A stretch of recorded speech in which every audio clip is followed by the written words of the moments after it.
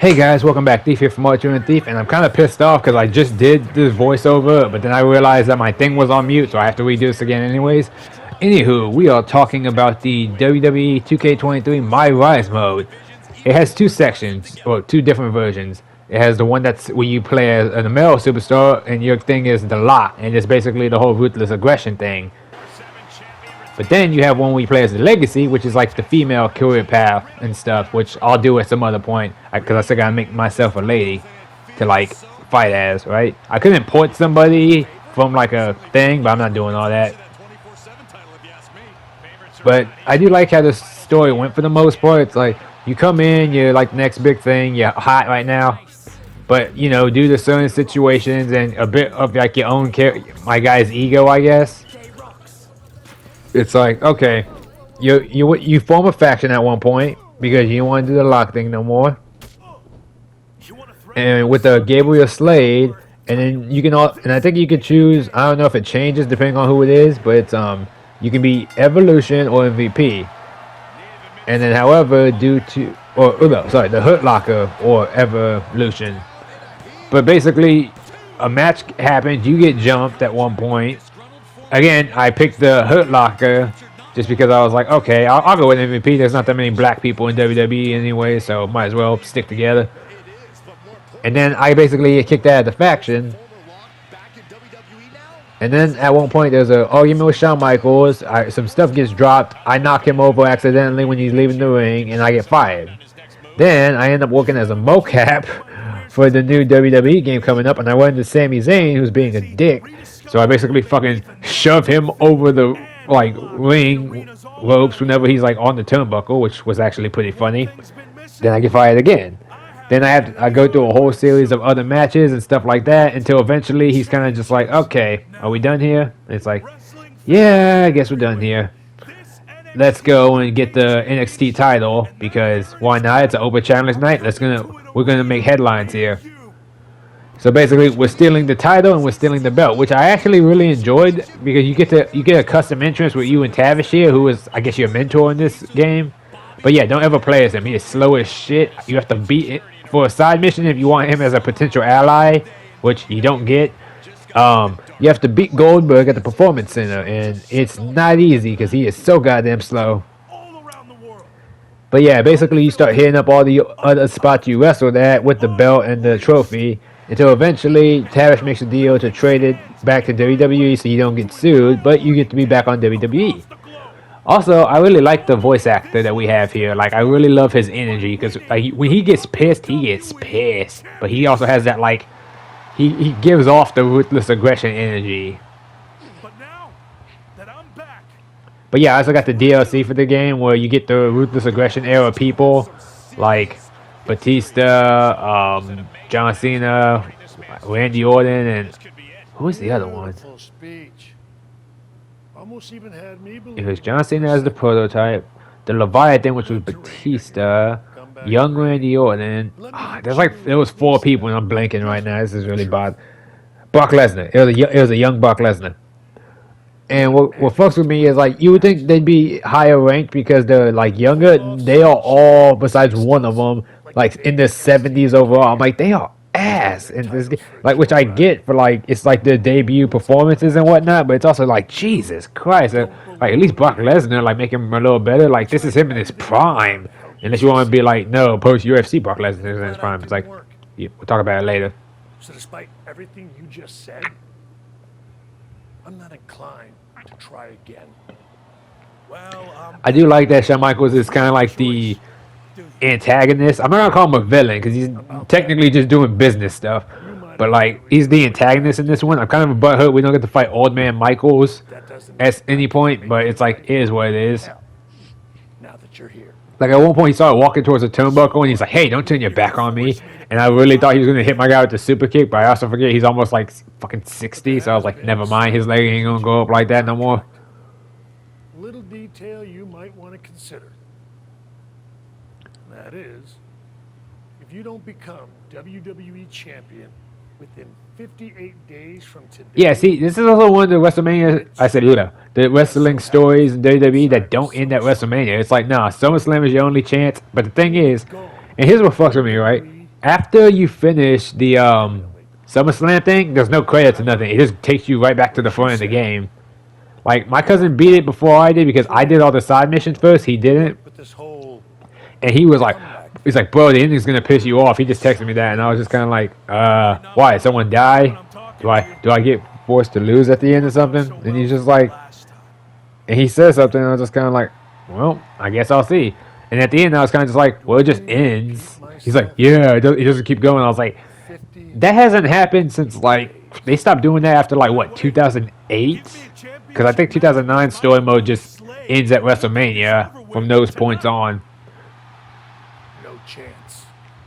Because like the old games were meant to be replayed constantly, so they always had the story mode going again and again and again, even if it was a big ass loop with slight variations. That's one of the reasons I love 2008 so much, because there's so much you can do in that game for the longest time. You can build up your character stats the entire time. You can, I mean, hell, the funny thing is too, even if you lost every match, there were alternate cutscenes for you where people were just trying to get you to perform, to be better. It's like, you know, you have the potential to be an up and coming great superstar. We see it. We're trying to give you some opportunities here, and you even get like different storylines depending on if you have the belt, if you're a contender, if you don't have the belt, if you're not a contender. It's so cool. Although to be fair, I did have my issues with 2008. Not specifically the gameplay, just the cutscenes and everything. They make my guy look like a bitch. Like I'm the champion, I'm over here getting body and knocked out in one hit. That's bullshit. Like there's only one storyline specifically where I like because I feel like the man, and y'all know which one I'm talking about, so don't play me. And try to save your job here in WWE, then I actually agree with you for once. Let's do this right now. Wow, this is actually gonna happen? Also, they do him dirty. Like he's like your old faction buddy in quotation marks, because you kind of make him your tag team partner.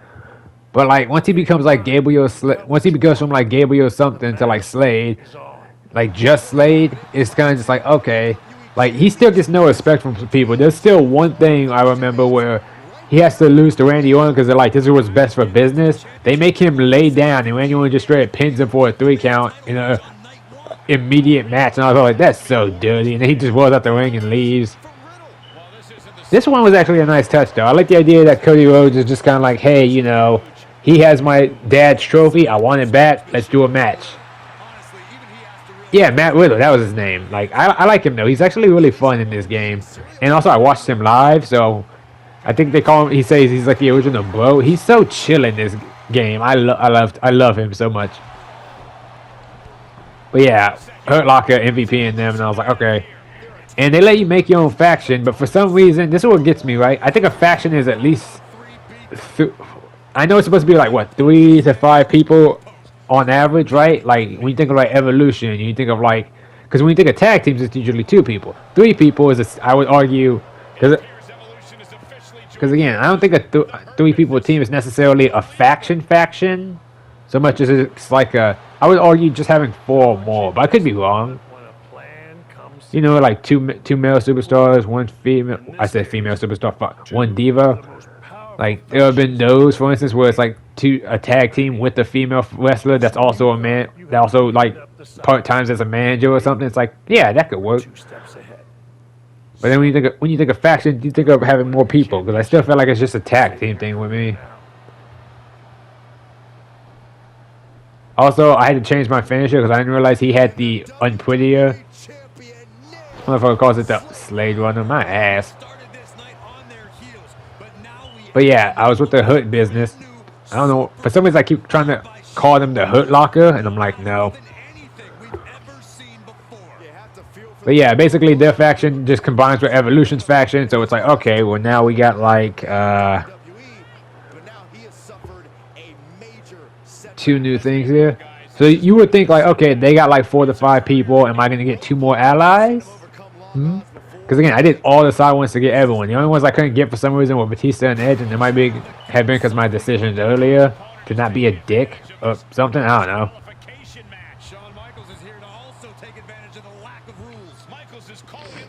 Now this part confuses me too. Also, I didn't do the last ending like cutscene because I was like, eh.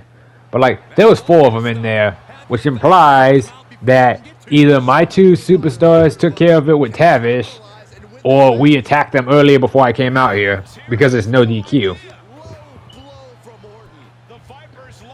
Which is again, when anyone's allowed to be here, it's no DQ. Also, this is my guy's current outfit. And if you're wondering why I don't phase out with my Renegons, because I'm at chakra. That's how y'all know how that works.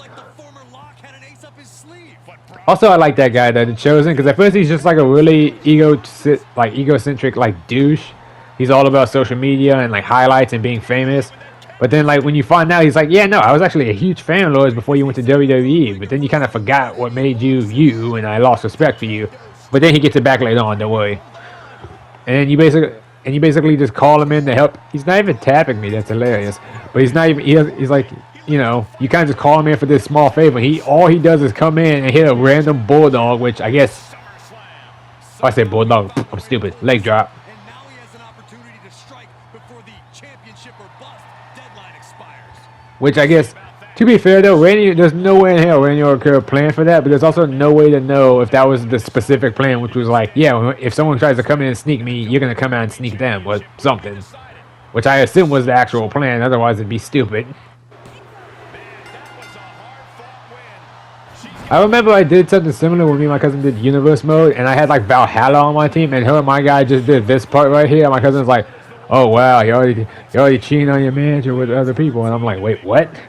I was like, that's not how that works. I was like, just because she's my manager doesn't mean we're dating.